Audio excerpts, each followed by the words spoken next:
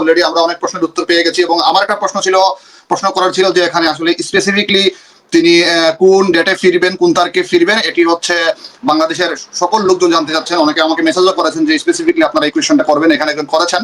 যেহেতু আমরা এস লাইভের মাধ্যমে কানেক্টেড ছিলাম, ওইখানে যারা সরাসরি ছিলেন তারা প্রশ্নটা করে ফেলেছেন। তো আপনারা যেহেতু বলেছেন যে ডিসেম্বর হচ্ছে বাংলাদেশের বিজয়ের মাস, আমরা 1971 সালে আমরা যে বিজয়টা অর্জন করেছিলাম ডিসেম্বর মাসে, সো সেই ডিসেম্বর মাসেই হচ্ছে তিনি দেশে আবার প্রত্যাবর্তন করবেন। ওনার একটা প্রশ্নের উত্তর আমি পেয়ে গেছি। আর আমার কাছে আরেকটা প্রশ্নের উত্তর ছিল যে বর্তমানে যে মিডিয়া যে সেন্সর হচ্ছে, এই আজকে বাংলাদেশে আমি এখন পর্যন্ত চেক করলাম কোনো বাংলাদেশের অভ্যন্তরের কোনো সংবাদ মাধ্যম এটি প্রচার করেনি। ইতিমধ্যে দেখলাম যে রয়টার্স এবং আল জাজিরা দেশের বাইরে থেকে প্রচার করেছে। সবাই আমি বিভিন্ন ওয়ার্ল্ড মিডিয়া দেখতেছিলাম, সবাই লাইভে ছিল, এবং আমি স্ক্রিনশট নিচ্ছিলাম কোন লাইভে কত মানুষ দেখতেছিল এটা। কথাটা বলেছেন মিডিয়া সেন্সর নিয়ে তিনি কথাটা বলেছেন যে বাংলাদেশের বর্তমান সময়ে আমাদের কলম কিবোর্ড ক্যামেরাটা জব্দ করে দেওয়া হচ্ছে, এটি নিয়ে উনি কথা বলেছেন। এই প্রশ্নের উত্তরটা আমি পেয়ে গেছি। আর আরেকটি ব্যাপার হচ্ছে যে আমাদের ফ্রিডম ফাইটার থেকে শুরু করে আমাদের যে সাংস্কৃতিক যে কালচারাল যে হচ্ছে আপনার আঘাতটা যেটা আসতেছে, এটা নিয়ে তিনি অনেক কথা বলেছেন, এবং বিশেষ করে আমাদের যে ছোট ছোট যেসব ঘটনাগুলো বাংলাদেশে ঘটেছে এটা নিয়ে অনেকেই কথা বলেন না। আমাদের honourable prime minister Awami League সভাপতি শেখ হাসিনা এই কথাগুলো তিনি খুব ভালোভাবে বলেছেন। এতটুকুই হচ্ছে মোটামুটি আমার জানার ছিল। ইয়ার কাছে যাই একটু, সেলিম ভাই আপনার ফার্স্ট ইমপ্রেশনটা বলেন। আপনি আনমিউট করতে হবে সেলিম ভাই, আপনি উত্তর দেন। আনমিউট করছি এখন, রাজা একবার ফ্যান বন্ধ হয়েছে। ওকে, আমার পারসেপশন হচ্ছে প্রোগ্রামটা ভালো হয়েছে, কিন্তু মানে স্যাটেলাইট কানেকশন গুলো একটু খারাপ ছিল। যেরকম পলাশের কথাগুলো আমি শুনতে চেয়েছিলাম, সাকিবের কথা একেবারে শোনা যায়। প্রথম দিকে সমস্যা হচ্ছিল, আমার মনে হচ্ছিল এত বড় জিনিসটা একটা কভার করার মতো তাদের ক্যাপাবিলিটির সমস্যা ছিল, এবং ইন্ডিয়ান ইন্টারনেট সমস্যা, এত মানুষ একসাথে ইন করার চেষ্টা করতেছিল সেখানে। হ্যাঁ, আর একটা প্রবলেম হচ্ছে যারা এখান থেকে মানে বিদেশ থেকে যোগ করছিল, যারা পলাশ বার্মিংহাম থেকে যোগাযোগ করছিল, ওর ইন্টারনেট আরো পাওয়ারফুল হওয়ার দরকার ছিল। এবং সাকিব তো শ্রীলঙ্কা থেকে ছিল, ওর ইন্টারনেটও পাওয়ারফুল ছিল না। ইন্ডিয়ার ইন্টারনেট ইজ ওকে, ওটার কোনো প্রবলেম নাই। কিন্তু আমার এখানে অন্য প্রসঙ্গ আছে। আপা খুব সুন্দরভাবে লেট ডাউন করে, যেটা মারুফ বললো, যে প্রশ্নগুলোর উত্তর আমি খুঁজছি প্রতিদিন টক শোতে যেগুলো বলছি, উনি স্পষ্ট করে প্রত্যেকটা কথা বলেছেন। আর সজীব আমাদের ভাগনা খুব ভালো করে বলেছেন, এবং আমি আপাকে ধন্যবাদ জানাই যে আমার বন্ধু শেখ কামালের জন্মদিনের কথা উল্লেখ করেছে। এটা আমি তাকে এই জন্য জানাই যে শেখ কামালের জন্মদিনের দিনে এই ঘটনাটা ঘটেছে, এটা সবই দুঃখজনক ঘটনা একটা। তো আমি একটা কথা বলবো, এটা আমি জানি না, ওপেন মিডিয়াতে আছি, আমাদের বাংলাদেশিদের এইসব ইংলিশ একটু যারা বিদেশে থাকে তাদেরও ইংলিশটাকে একটু ইমপ্রুভ করতে হবে। একমাত্র নফেল আর সজীব ছাড়া এবং বঙ্গকন্যা শেখ হাসিনা ছাড়া কাউরি বাঙালিদের ইংলিশ গুলা আমার কাছে ভালো মনে হয়নি। যদিও আমিও অত ভালো ইংলিশ বলি কিনা জানি না, কিন্তু 40 বছর ধরে ইংলিশেই লেখাপড়া শিক্ষকতা করে এসেছি আমি। তো এখানে যখন কেউ somebody will speak, they speak properly with good pronunciation. That is the most important thing. কারণ এখানে বিদেশিরা শুনতেছে হোল ওয়ার্ল্ড। আমিও বাড়ির মতন আমি স্ক্যানিং করে যাচ্ছিলাম প্রত্যেকটা এলাকা, কে কোন মিডিয়া এটা কিভাবে কভার করতেছে। এবার কি ফক্স নিউজ আমেরিকার, তারাও কভার করছে এটা। হ্যাঁ, ফক্স নিউজের ওয়েবসাইটে গেলেও দেখা যাবে এটা। তো এটা, এবং আমাদের এখানে সিবিসি, সিটিভি এরাও কভার করেছে এটা। তো এটার মধ্যে কারণ তারা অপেক্ষা করছিল উনি কোন ডেট দিবেন। আপা সবসময় যেটা বলে এসছেন, ডিসেম্বর আমাদের বিজয় দিবস, আমরা মুক্তিযুদ্ধ করে 16 ডিসেম্বর আমরা এন্ট্রি করেছিলাম বাংলাদেশে, বা আমি নিজে 17 ডিসেম্বর এসেছিলাম।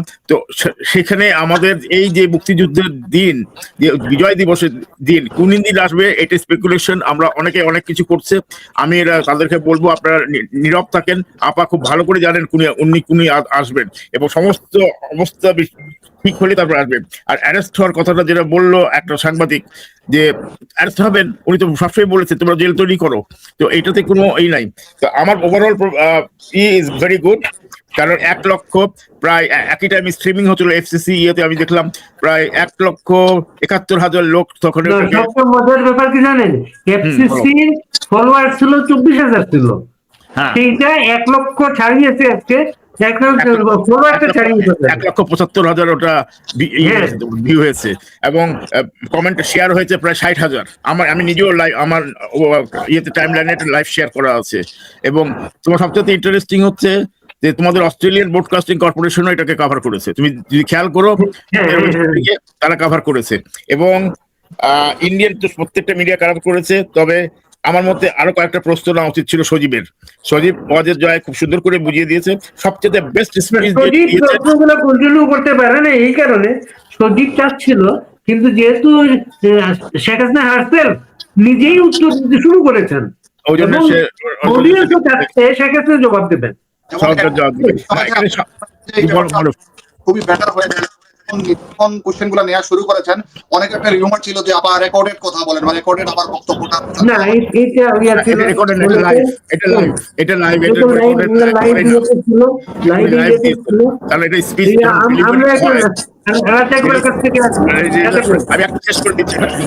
নফেলের স্পিচের সারমর্ম আমার কাছে খুব ভালো লেগেছে। Naufal has summarized it very neatly and nicely with well spoken, well pronunciation English. He should have been made the foreign minister. ভাই আপনার কথা শুনি, আপনারা আরো 2-3 মিনিট বলেন, আমার এখানে আজান চলতেছে তো। আচ্ছা আচ্ছা, নফেলের যেটা বক্তব্যটা, আমি নফেলের বক্তব্যের সাথে এগ্রি করি। হারমোনি অ্যান্ড পিসের কথা সে বলেছে, এবং সে বলেছে যে আমরা তো বঙ্গবন্ধু থেকে শুরু করে আমরা এদেরকে মাফ করে দিয়েছি বলে আজকে তারা মাথা চাড়া দিয়ে উঠেছে। তবে এখন সময় এসেছে, আমরা যখন ফিরে আসব, আমরা আইনি প্রসেসে আমরা মোকাবিলা করব, এটা সঠিক। আইনি প্রসেসে মোকাবিলা করার পরেও আমাদের যে প্রসেসটা থাকবে, কারণ যার বাবা মারা গেছে, যার বাবাকে জুতার মালা পরিয়েছে, যার বাবা মুক্তিযুদ্ধ করে দেশ স্বাধীন করেছে, তারা তো এত সহজে ছেড়ে দিবে বলে আমার মনে হয় না। এইটা আমি মনে রাখতে বলবো সবাইকে, কারণ এটা একটা কোনো একটা রকম হবে, সংঘর্ষ হবেই, কিন্তু এটা পরবর্তীতে। প্রথম পারবে আমি আওয়ামী লীগের নেতা কর্মী তৃণমূল সবাইকে আহ্বান জানাবো, আমার এত বয়স হওয়ার পরেও যে একটু, যেটা আপা বলেছেন একটু শান্তি, যেটা নফেল যেটা বললো, আমাদের ভাইস্তে নফেল মহিউদ্দিন সাহেবের ছেলে, যে সুন্দরভাবে বুঝিয়ে দিল যে আমরা পিস এন্ড হারমোনি নিয়ে আমরা এগিয়ে যাবো থ্রু লিগাল প্রসেস। এবং ওর যে বক্তব্যটার মধ্যে একটা এত সুন্দর মাধুর্য ছিল, যে মাধুর্যের সাথে সবচেয়ে আমি একমত হতে পারছি। আর সজীবের মেসেজও ছিল খুব ভালো, কিন্তু সজীবের মেসেজের থেকে নফেলের মেসেজটা বেটার ছিল। সজীব তো ফ্যাক্টস লে ডাউন করেছে, ফ্যাক্টস গুলাকে তুলে ধরলো যে এটা হয়েছে, এখন আর একটা পাকিস্তান ইস্টার্ন বর্ডারে হয়েছে, এটাও বললো সে, এটা ফ্যাক্ট। এটা আমরা জানি যে জঙ্গি উত্থান যেটা হচ্ছে সেটা এখন ইন্ডিয়াকে মোকাবেলা করতে হবে, এবং ইন্ডিয়া কি করে মোকাবেলা করবে সেটা ইন্ডিয়ার ব্যাপার, সেটা আমরা বলে দেওয়ার কেউ না। কিন্তু আমরা যখন ফিরে আসবো, এটা মেক শিওর করবো যে ইন্ডিয়াতে জঙ্গি পানাটা না হয়, এটা ব্যবস্থা করতে হবে। তবে ওভারঅল প্রোগ্রামটা is a good one. It has aroused more people, এবং যারা এখন পর্যন্ত সুপ্ত সাপোর্টার ছিল বা latent, there was a latent supporter, this latent supporter will rise up to the feet to make the country viable now. It is already a failed state, it is not going to be failed state. এটা already একটা failed state হয়েছে, এটা সজীব খুব সুন্দরভাবে বলেছে। এবং আপার যে উত্তরগুলো ছিল, আপার ইমেলটা অ্যাভেল করে দিলে, পাবলিক করে দিয়েছে তারা, কিন্তু এখন তার উনি অনেক কষ্ট পাবেন। ওকে রাজাক ভাই, আদার শেষ হয়ে গেছে, বলেন। ওই যে আমি একটা কথা বলি, বঙ্কিমচন্দ্রের আর কি, সে কথা আর কি, যে কানেবিনী মরিয়া প্রমাণ করিল সে মরে নাই, নাকি তার মরি আছে।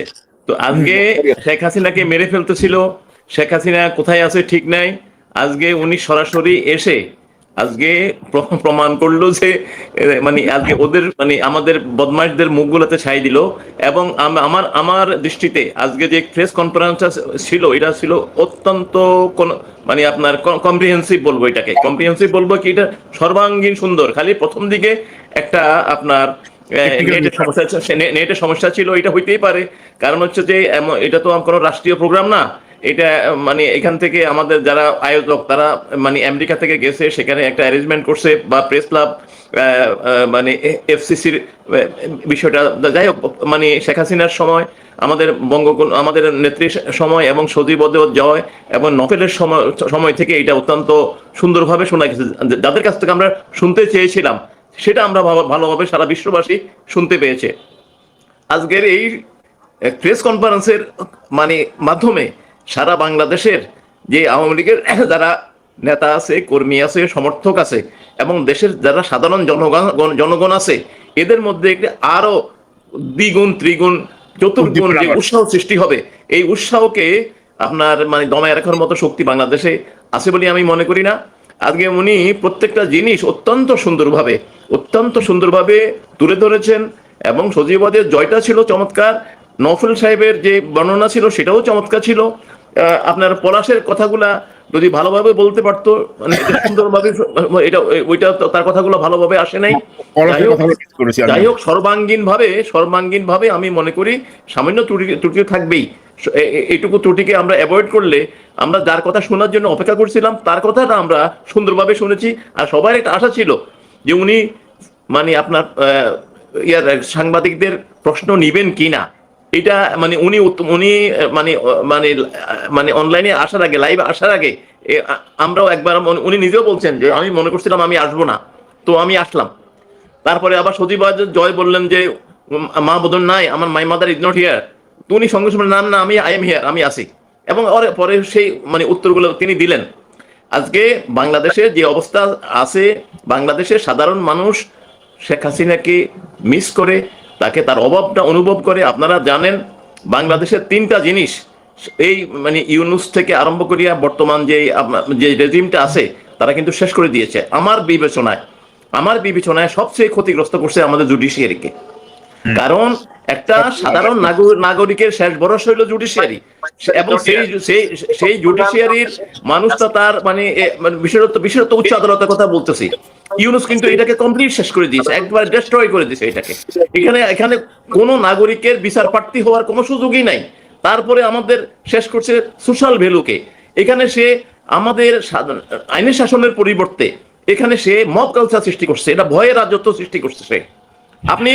আপনি দেখছেন মানে হাটে মাঠে ঘাটে ওরা আমি হাঁটতেছি, আমাকে ধরে নিয়ে আসে অপদস্থ করতেছে, আবার আমাকে পুলিশ দিচ্ছে, আমার বিরুদ্ধে সন্ত্রাসের আইন হচ্ছে। সে কিন্তু মানে সে এখানে রাজা বাদশা। এটা কি মিলিশিয়া বাহিনী? আফগানিস্তানের মিলিশিয়া বাহিনী? ইরানের কি আপনার কি গার্ড? তারপরে আবার শেষ করছে কোথায় ইকোনমি শেষ। আমাদের নেত্রী, আমরা এই কথাগুলো বলে আসছি, তো নেত্রীর মুখ থেকে আজকে আসার পরে এটা ভ্যালু আরো বেড়ে গেল। আমরা যে এই ডেটাগুলো আপনার এখানে দিতাম, এগুলো আমরা জানতাম, তো সুতরাং আমাদের কথা কয়জন শুনে? আজকে নেত্রীর মুখের থেকে যে কথাগুলো বের হলো, এই ইকোনমিকে ফিরে আনতে হলে বঙ্গবন্ধু কন্যা শেখ হাসিনা ছাড়া আর দ্বিতীয় কোনো বিকল্প নাই। কারণ উনি এটা বারবার প্রমাণ করছেন।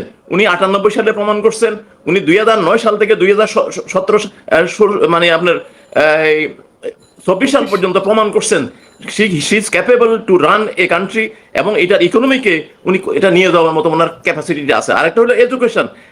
আপনার একটা টোটাল জেনারেশনকে ইউনুস এবং তারেক ডেস্ট্রয় করে দিছে। আপনার আমাদের এই মানে 2024 সালের 5ই আগস্টের পর থেকে যতগুলা এখানে মব কালচার হয়েছে, যতগুলা চাঁদাবাজি হলো, যতগুলা অসামাজিক কাজ হয়েছে, সমস্ত মানে প্রথমে ছিল মানে ইউনুসের এনসিপি, শিবির, এবং 95% করছে এই তারেক সাহেবের দল। আমরা আবার আসবো রাজ্জাক ভাই আপনার কাছে। আমরা একটু সুয়াদ ভাইয়ের কাছে যাই। সুয়াদ মনসুর, আপনি কি বলবেন আজকে প্রেস কনফারেন্সকে নিয়ে? ধন্যবাদ। আমি আসলে ঢুকছিলাম রাজ্জাক ভাইদের সাথে আড্ডা দেওয়ার জন্য, অমিত দেখছিলাম আছে আর কি, কষ্ট করবেন। আমি শুনেছি পুরোটাই, শুধু সাকিবকে বোধহয় মিস করেছি আমি। নওফেল দিয়ে শুরু আমার। আমি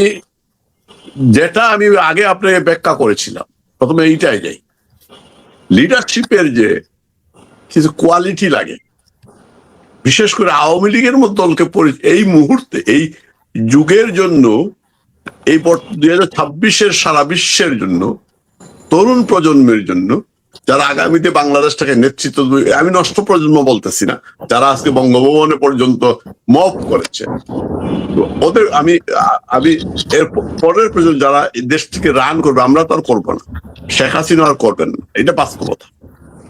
উনি বেঁচে থাকলেও আর করবেন না, এটাই বাস্তব। 10 বছর করবেন, বড় জোর 10 বছর যদি করেন, ওদের রিস্টোর করার জন্য দেশটাকে আবারও তো তুমি হাতে নিতে পারেন, হাল ধরতে পারেন, দেশের নৌকার হাল ধরতে পারেন। যে এই নওফেলের মধ্যে যে দৃঢ়তা, বক্তব্য, কোনো জড়তা নেই, কিচ্ছু নেই। সজীব জয় আমি বহু আগে একবার একটা বক্তৃতা শুনেছিলাম, একটা থাকতে একটা শুনেছিলাম কয়েক বছর আগে, ওই সময় বলেছিলাম leader ready for that, take over. বক্তব্য তার মধ্যে সেটা বক্তব্যটা আছে। রানিং মেট যদি আপনি চিন্তা করেন, এই যে এটা একটা প্রশ্নের মধ্যে আমি আরেকদিনের মধ্যে এটা একটা শখ কিন্তু উনি করছেন, যে এই দিস ইজ আওয়ার লিডারশিপ আসতেছে। অত্যন্ত চমৎকার যে কিছু কানেকশন ডিস্টার্ব হবে, এবং নেত্রীর যে বক্তব্য, পলাশের বক্তব্যটা ক্লিয়ার হয় না, এই তো বিভিন্ন কারণে এটা হইতেই পারে। আর যেহেতু পলাশ বয়সে অনেক হয়তো এইখানে এত গ্যাদারিং একটা মানুষজন আমাদের স্বাধীন খুশি একটা পোস্টে একটা ছবি অ্যাড করছে, যেটা সেখানে লেখা হচ্ছে তারেক রহমান ইজ ওয়াচিং।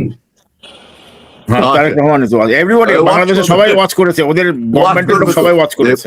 আমি ইমোশনাল হইলে পরে রাজ্জাক ভাই আপনারা জানেন, কেউ যদি বেশি যে সেই এত বড় কনফারেন্সে পলাশ এই ইমোশনাল হইলে পরে অনেক সময় মানুষ কিন্তু না, ও ইমোশনাল হয়নি সুজাত, ও কানেকশনে গন্ডগোল ছিল, ডয়চে ভ্যালি ওই দিল্লি থেকে যে লাইভ করতেছে, এখনো চলতেছে, সেখানে শিরোনামটা হচ্ছে এই প্রথম দিল্লিতে সরাসরি সাংবাদিকদের প্রশ্নের উত্তর দিলেন শেখ হাসিনা। আচ্ছা, যে এইটা হচ্ছে যেটা আমি ওভার মুভি একটু বলতেছি, তারপর আমি মূল বক্তব্য গেল তো এটা, তারপর নেত্রী বক্তব্য। আর এত বলিষ্ঠ বোল্ড বক্তব্য, উনি জানেন ওনার মাথার উপরে মৃত্যুদণ্ড ঝুলছে, তারপর যে এবং উনি প্রশ্নের উত্তর দিবেন না, কিন্তু জয় যখন বললেন আমার মা হইল, উনি বললেন আমি তো আছি, আমি উত্তর দিতে পারবো। এই যে দৃঢ়তা উনার, এবং উনি আসবেন। এই আজকের কনফারেন্স সবচেয়ে মূল কথাটা হচ্ছে বিশ্বব্যাপী বাংলাদেশে আসলে একটা ন্যাংটা হয়ে দেশের অবস্থা যে খুব খারাপ। ইউনুস একটা ন্যাংটা লোককে পাঠিয়েছিল আমেরিকা, একটা লুলঙ্গ লোককে মিশন দিয়ে পাঠিয়েছে, সেটা প্রকাশ হয়ে গেল। এবং মূল কথা হচ্ছে যে বিএনপি সরকার বিভিন্নভাবে লবি করে প্রচার করতেছিল উনি এইসব মিথ্যা প্রচার করবেন না, ভাষণ দেবেন না, গভর্নমেন্টের সাথে লবিং করতেছিল, ওদের প্রত্যেকের গালে উনি জুতা মারলেন এই প্রেস কনফারেন্সের বক্তব্য দিয়ে। এটাই মূল কথা। আমি ওনার বক্তব্য অত্যন্ত পরিষ্কার, অত্যন্ত ক্লিয়ার, লাউড, এবং উনি আসবেন, এইটাই বাস্তবতা। উনি আসবেন, তাই উনি আসবেন। জাহিদুর রহমান এখন তাহলে তারেক রহমানকে ইয়ে করুক, ওই মানে বিরুদ্ধে ব্যবস্থা নেক। হ্যাঁ, কেন শুনছে তার বিরুদ্ধে তো নিতে হবে এটা। যদি প্রচার করে তাহলে বা দেখে, তার বিরুদ্ধে ব্যবস্থা নেওয়া হবে। এখন তারেকের বিরুদ্ধে কি ব্যবস্থা নিবে জাহিদুর রহমান, সেটা আমরা জানতে চাই। ভালো প্রশ্ন করেছেন রাজাক ভাই। জাহিদুর রহমান, কষা জাহিদ কি রাজ্জাক ভাই এটা ফেসবুক পোস্টে দেওয়ার কথা ছিল, আগেই বলে ফেলছে, কিন্তু সেইটা আমি দিলাম ফেসবুক পোস্টে। সেই প্রচার করতেছে, সেই তো প্রচার করলো এটা। আর একটা মাথা খারাপ কথা লাগে নাকি আজকে যে বঙ্গভবনে যেটা ঘটলো, এই যে মবের কথা, যে এই যে একটু আগে শের ভাই বলতেছিলেন মবের বিষয়ে, এই যে মব এমন পর্যায়ে পৌঁছলো, মবকে এমন ভাবে পৃষ্ঠপোষক ইউনুস আর তারেক করেছে একেবারে হাফিজের ঘাড়ে, বঙ্গভবনে হাফিজের ঘাড়ে কোটি কোটিটা মানে মব থেকে বাঁচার জন্য দৌড়াইতেছে। এই যে অবস্থা আছে, আর কত ন্যাংটা হবে বাংলাদেশ। আমি আজকে তো আপনার গণভবনের ধুলাই জাদুঘরে সার্কাস হয়েছে, সার্কাস। আপনার মহামান্য রাষ্ট্রপতি হাফিজ সাহেব আবার শেখ হাসিনা আসিলে আবার যুদ্ধ করিবেন, যুদ্ধ করিয়া উনি লঙ্কা জয় করিবেন, রাস্তায় যুদ্ধ করবেন।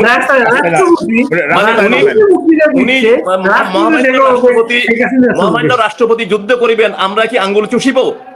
হ্যাঁ, তাই মনে করতেছে আমরা আঙ্গুল চুষবো আর কি। রাষ্ট্রপতির ক্লাস কি? একটা রাষ্ট্রপতি এভাবে গুন্ডার মতো বক্তব্য দেয়? আয়োজন করছো, সেটাকে ইউ কুড নট মানে ম্যানেজ দি মানে মিটিং। সেখানে আপনার সমস্ত যারা কূটনীতিবিদ মানে ছিল, মানে অ্যাম্বাসেডার এরা ছিল, যারা মানে থেকে আসছিল, সবাই কিন্তু সবাই এখান থেকে সবাই মানে সমাবেশ স্থল ত্যাগ করছে ওদের সামনে দিয়ে। নিজের ঘর সামলাতে পারে না, আমাদের ঘর নিয়ে তাদের মানে মাথা ব্যথা।